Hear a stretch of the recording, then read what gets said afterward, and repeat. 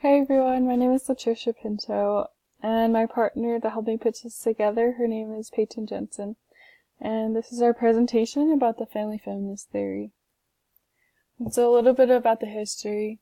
So the first wave was focused on securing equal rights for women, with the right to vote being their primary goal. They also sought equal rights with regard to education, employment, and politics. The second wave began in the 1960s, concurrent with the civil rights movement. They worked toward resolution of issues such as equal pay and job training for women, reproductive choice, maternity leave, subsidized childcare, and an era to sex discrimination. The third wave, it began in the 1990s and is still a work in progress. This perspective focused on the multiple forms of oppression that might be experienced on an individual basis as a result of societal oppression. And another result of the third wave feminism is the existence of multiple means of social location, which is the notion of intersectionality. In the textbook, it expounds more on that.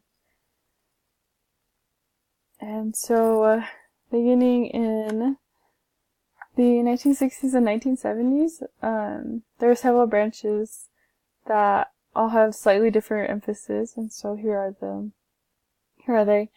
Liberal feminists spoke out against the subjugation of women, particularly in terms of their career paths. They stressed the importance of challenging laws and customs that restricted women's ability to achieve significant roles in society. Marxist feminists focused on the exploitation of women in their reproductive roles and house labor. A radical feminist emphasizes male dominance as a problem with society, specifically male power and authority as oppressive to women. And that people should not be limited by masculine or feminine traits, but should strive toward androgyny, and patriarchy should be avoided. Socialist feminists focus on women's liberation from the combined aspects of class and oppression and patriarchy, particularly found in families. Cultural feminists focus on bringing respect and values to those characteristics that are considered essentially feminine, rather than discriminating against traits seen as masculine. In other words, they believe that we should acknowledge differences between men and women to bring equality to those feminine traits that are at our present undervalued. And so we like this video because it shows the different views and emphasis that people focus on when they hear the word feminism. So here it is.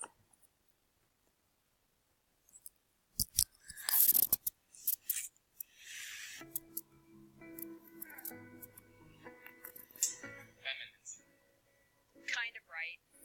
It's nature. If you have to think about it, then you are not there yet. Or equal rights for women?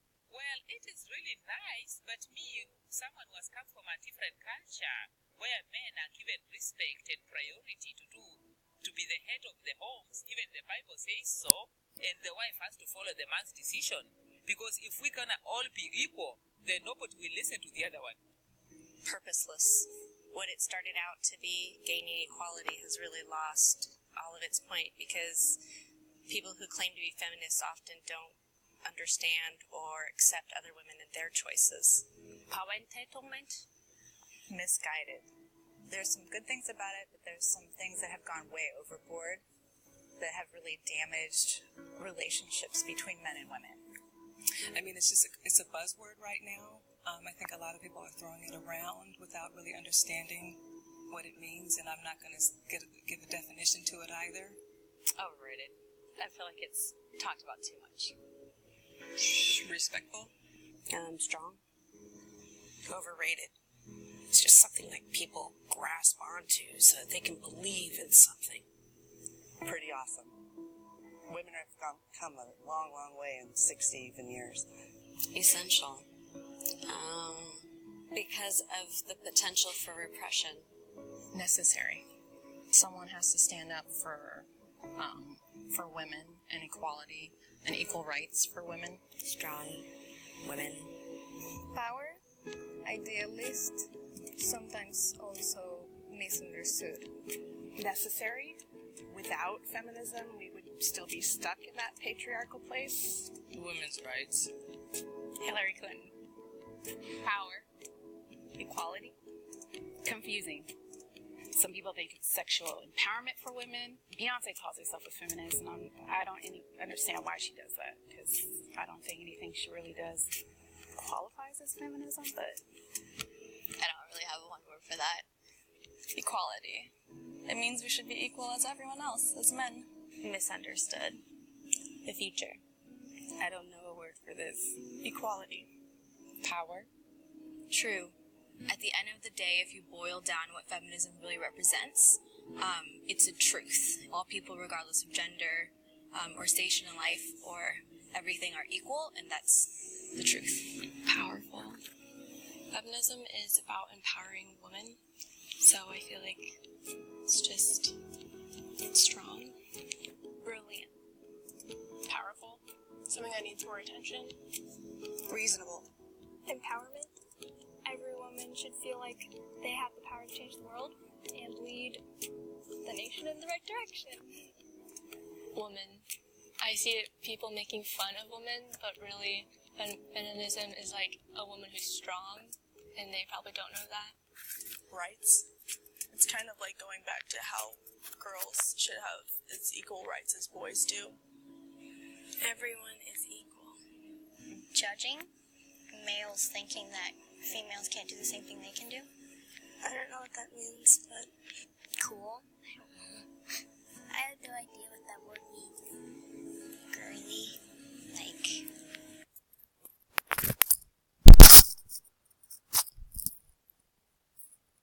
Yeah, so we really like that video because they all have different perspectives of feminism, and this theory kind of highlights some of the things that they said. And so the next part that we are going to discuss are the assumptions. The assumptions of family feminist theory are women's experiences are central to our understanding of families. And so the scholars of this theory, they focus on women's perspectives and feelings about how women have been left out of the social and historical dialogue and how they've been ignored. And the second is gender roles is a socially constructed concept. And they make the point that gender roles are defined by society, not by biology. Social and historical contexts are important when considering family life and development. So this is a third assumption. And so this is to understand women and families, we must understand the context in which they live. And the fourth is there are many kinds or forms of families. And so, yeah, they focus that there's not as much nuclear families, and that there's all different types of families. And the next one is emphasis is placed on social change needed towards equitable roles. And so they focus on empowerment of women and empowerment of the people who are powerless.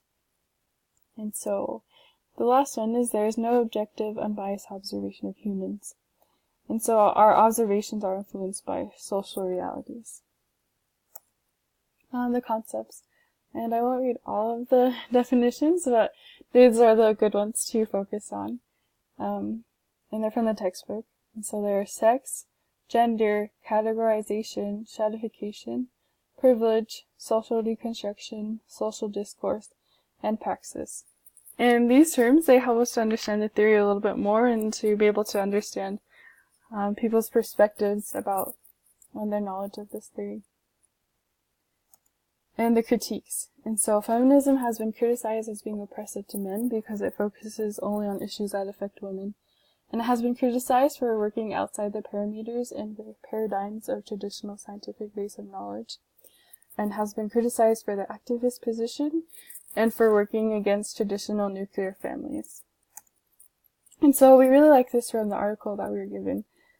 So it says, in its most basic form, feminism echoes eternal truths of the gospel, which affirms the equal worth of all people, the equal rights to and capacity for spirituality and the evils of abuse. And really like that because it's true that the church emphasizes that we're all equal. And furthermore, so in conclusion, while studying this theory, what are some new perspectives you have of feminism? We'd like to hear your comments and your feedback. And we thank you for watching. Have a good day.